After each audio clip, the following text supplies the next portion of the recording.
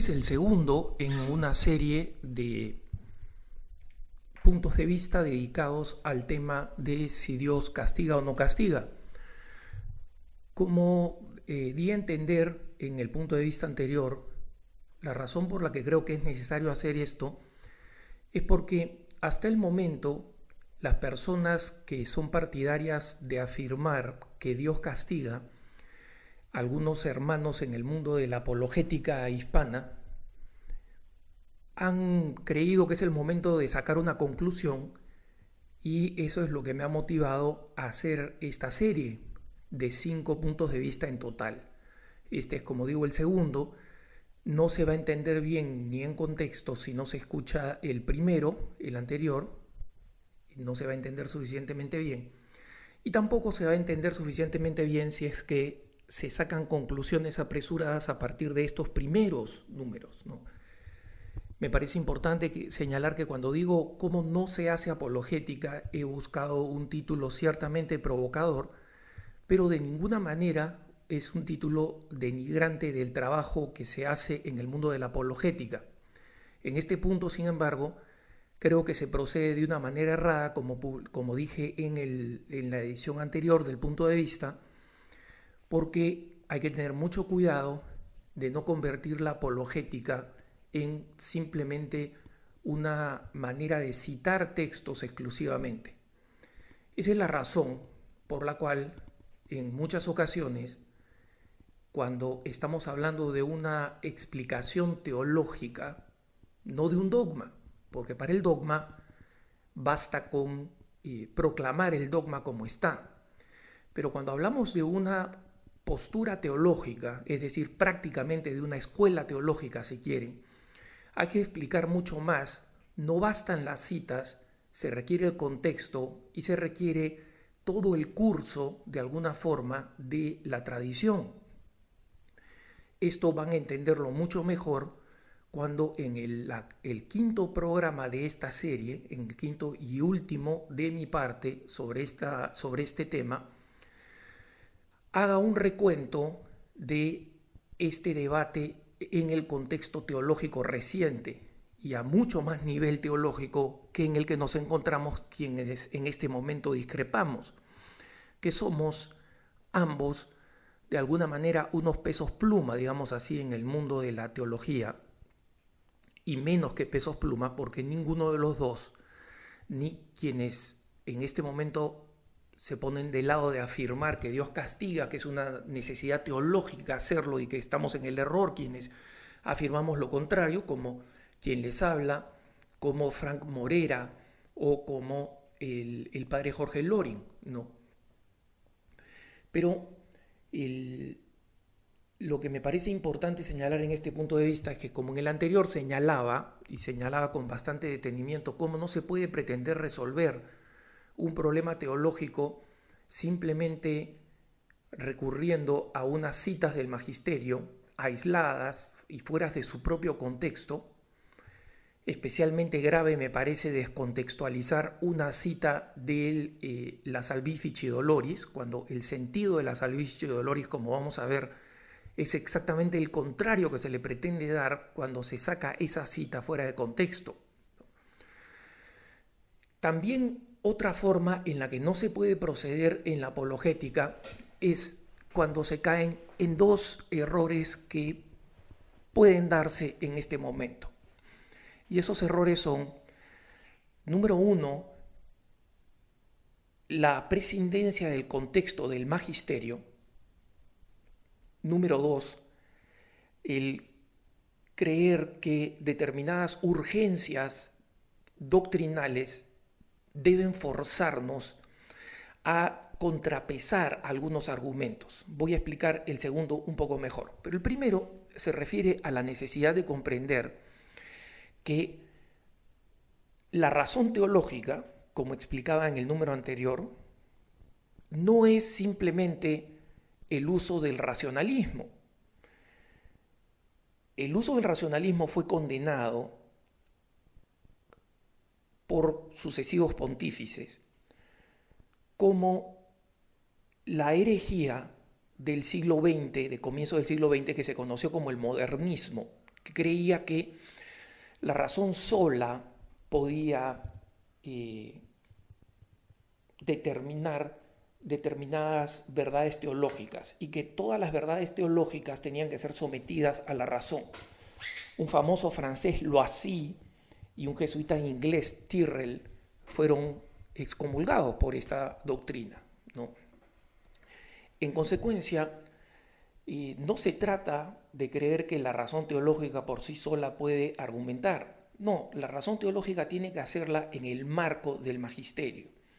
Pero el magisterio hay que entenderlo como el conjunto del depósito de la fe.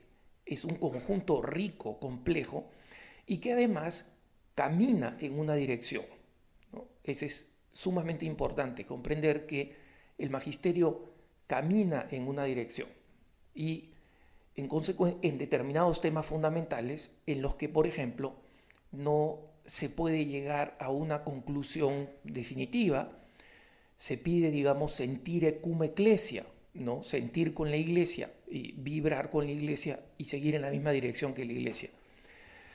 Y esto se hace precisamente contemplando qué es lo que el magisterio quiere enseñar sobre la acción de Dios y qué otros temas del magisterio están vinculados a este tema. Por ejemplo, respecto de si Dios castiga o no castiga, está íntimamente ligado un problema teológico muy complejo que ningún teólogo logra responder. Y los más grandes teólogos, como vamos a ver en otros programas, incluso los pontífices, señalan que el mal es un misterio, mysterium iniquitatis, le decía el Papa Juan Pablo II en la Reconciliatio et Penitencia, reconciliación y penitencia.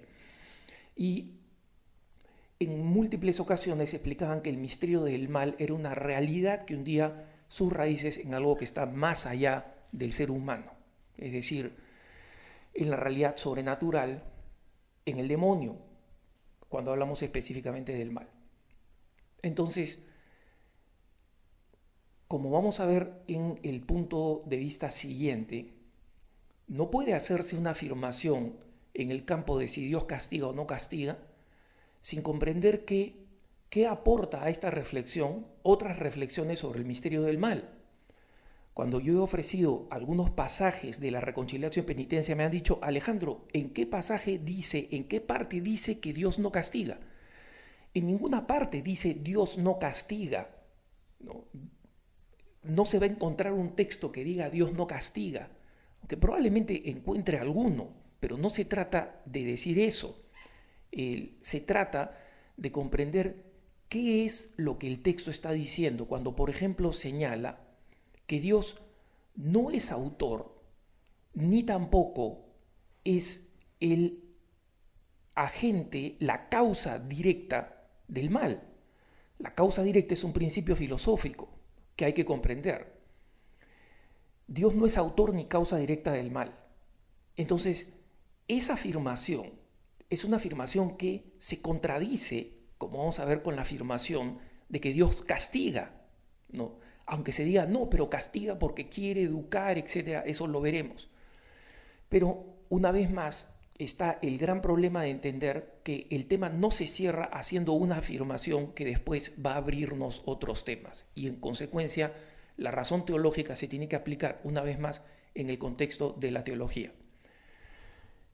El segundo tema decía que es el creer que hay que contrapesar una postura teológica con otra afirmación teológica, simplemente porque se cree que esta afirmación cae en el pecado, ¿no? O cae en el error. Varios de los amigos que sostienen que Dios castiga dicen que lo hacen, entre otras cosas, motivados por la preocupación que tienen de ver la propagación de un errado sentido de la misericordia de Dios, ¿no? Y que en consecuencia se aplica demasiado un sentido del Dios bondadoso y no se aplican las normas, ni las leyes, ni los preceptos, ni los mandamientos que nosotros tenemos que vivir. Y en consecuencia se cae en la construcción de un cristianismo light. ¿Es este un problema? Sí, es un problema. Pero creer que la existencia de este problema, con el cual no me siento relacionado, porque creo que quienes han escuchado mis puntos de vista saben que yo no defiendo esa postura ni represento esa postura, creo que hay que tener mucho cuidado de que una preocupación sobre lo que parece ser una distorsión teológica nos termina llevando a otra. Tengan en cuenta ustedes, hermanos, que normalmente las herejías en el comienzo del cristianismo no en pocas ocasiones llevaron a afirmar otras herejías simplemente para contrapesar, entre comillas, las primeras, ¿no? Así, al arrianismo, por ejemplo, que negaba la naturaleza divina de Dios, surgieron los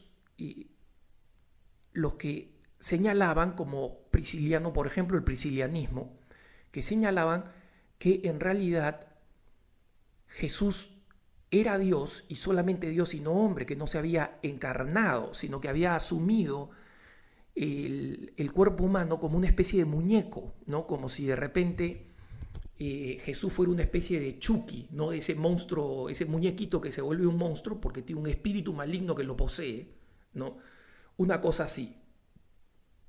Y en consecuencia, para afirmar la divinidad de Jesucristo, en vez de seguir el curso de reflexión, que es el curso de qué es lo que nos dice la verdad teológica, se seguía el curso del agere contra, ¿no? En latín, actuar en contradicción, actuar en rechazo de, ¿no?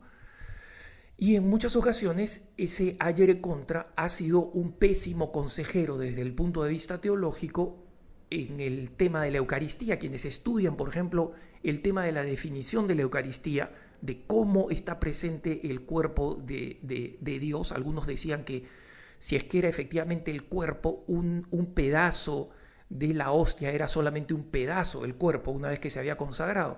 Y otros decían, no, es una presencia solamente simbólica, entonces el símbolo se mantiene.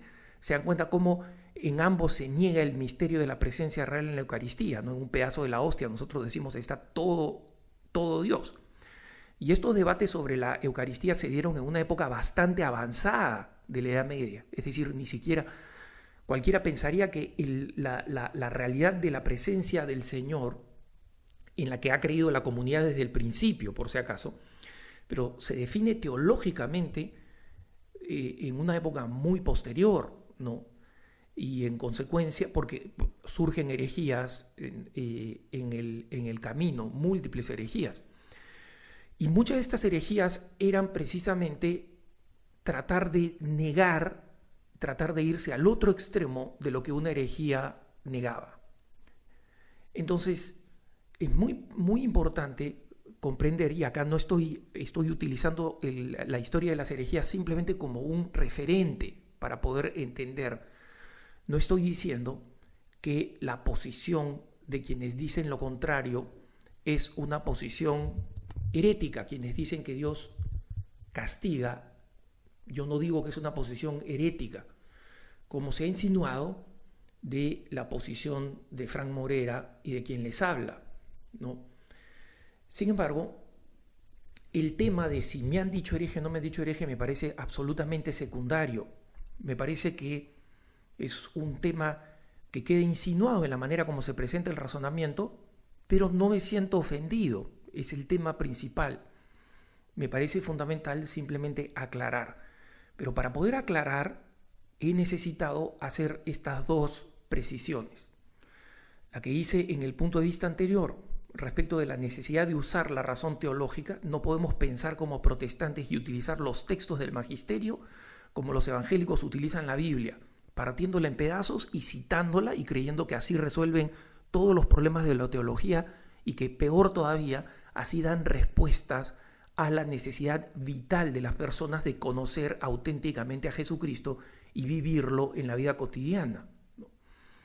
Y he querido en esta señalar otros dos aspectos más de cómo no se hace apologética, que es, no se puede descontextualizar un tema de todo el contexto de la teología, especialmente de temas que tocan a este de manera central, por ejemplo, el problema del mal y cómo se relaciona la existencia de Dios con el problema del mal, que es el central para entender también el problema de si Dios castiga o no castiga.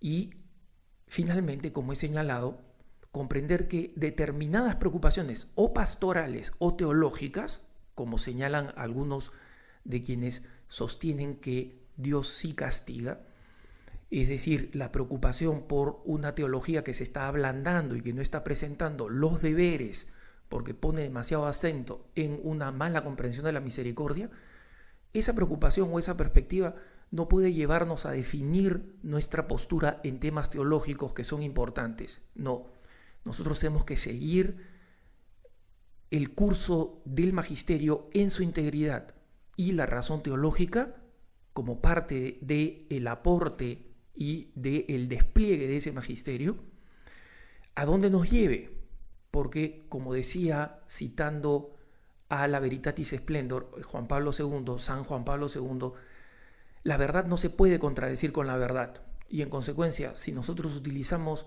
la razón, en este caso la razón teológica, en el contexto del magisterio, nunca vamos a fallar, porque a donde lleguemos, vamos a llegar a la verdad que no se va a contradecir con la verdad teológica. Que tengas un buen día.